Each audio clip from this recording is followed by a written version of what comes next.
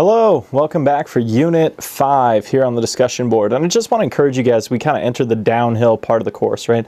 We're over halfway finished now. Keep providing a good effort. Don't drop off your effort. Look into these questions on the discussion board in a meaningful way that'll provide you with a growth experience. That's what you're here to do, is to learn and to grow and to gain some things, because we don't want you wasting your time and money. We want you to be learning new things, but engagement on your part is going to be a big determining factor there.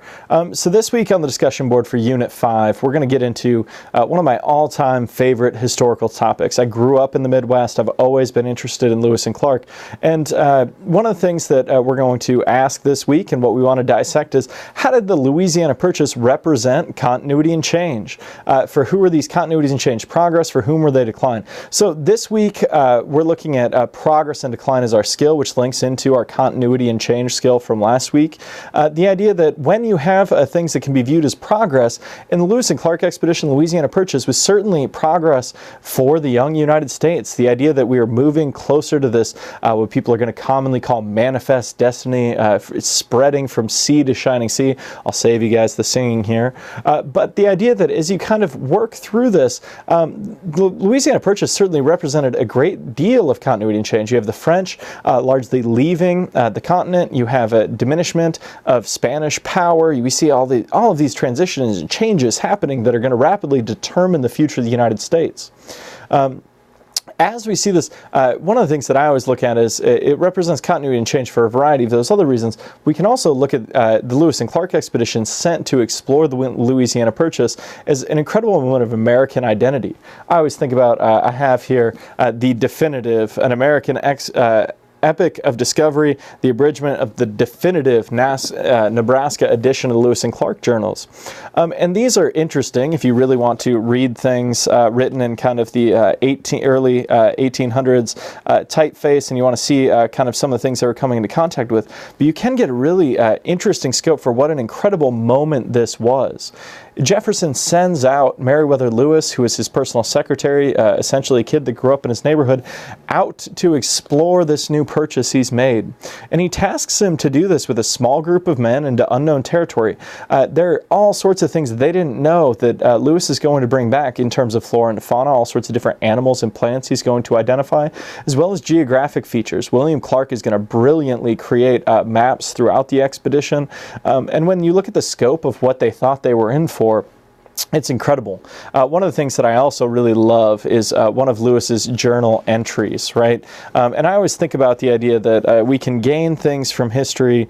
Like they get to the end of the Missouri River and he's getting ready to go out and kind of go observe what he thinks he's going to climb over this rise, and he's going to look out and he's going to be able to see the Columbia River, and it's going to be running down to the ocean. And they've had a long, hard journey. They've already stayed with the Mandan in modern-day North Dakota. They've trudged out here. They're getting ready to cross these mountains, which they expected to be a lot closer to the Appalachian Mountains than what they would actually find in the Bitterroot Mountains in southern Idaho. And he gets up to the Lemhi Pass, and he's prepared to look out and have this triumphant moment. And instead, he gets there, and he looks out and sees snow-covered mountain peaks as far as the eye can see. And I've always thought of that as a great moment of empathy. The idea that we can look at Lewis, we can look directly into his journal and see what his thoughts and words were there as he went through. Lots of other people have written about Lewis and Clark. Maybe some of you have come into contact with this book, immensely readable, Undaunted Courage by Stephen E. Ambrose. Right, and this is an interesting book that's subtitled Meriwether Lewis, Thomas Jefferson, and the Opening of the American West. This is a page turner. If you're a person that likes to read history for fun, an armchair historian like I seem to be here at this exact moment, this book's a great read. You'll learn all sorts of things. You'll be able to kind of get this sense of how important the Lewis and Clark expedition was to American identity and the spirit of manifest destiny that's going to come to really characterize the time period we're looking at as we move further into the 1800s.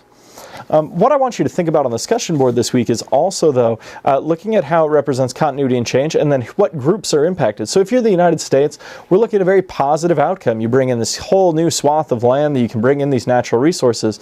But for the peoples that were living there, particularly like I always think about the Mandan. I used to work for the Fort Abraham Lincoln Foundation up near Mandan, North Dakota.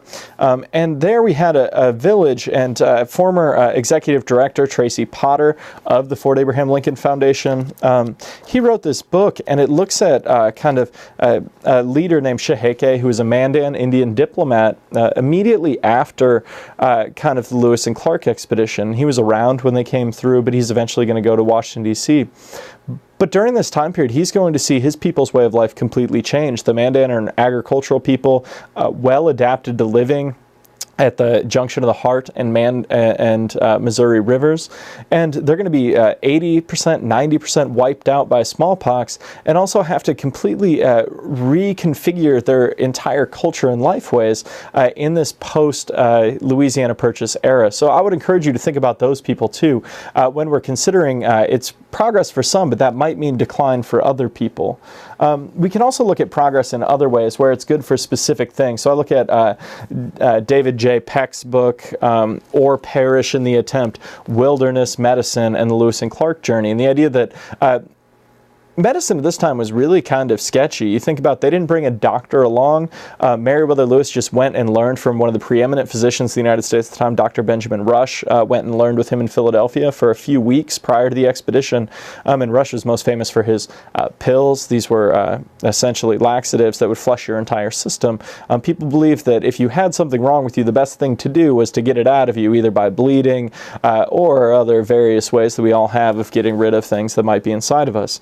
And so this is interesting look at kind of how the Meriwether Lewis was able to show some progress for medicine through the expedition. So a lot of different ways you could attack this. I encourage you to think about this deeply, look at some of these continuities and changes that you can maybe identify in the situation, and then link them to progress and decline. Please let me know if you have any questions. I'm here to help you however I can.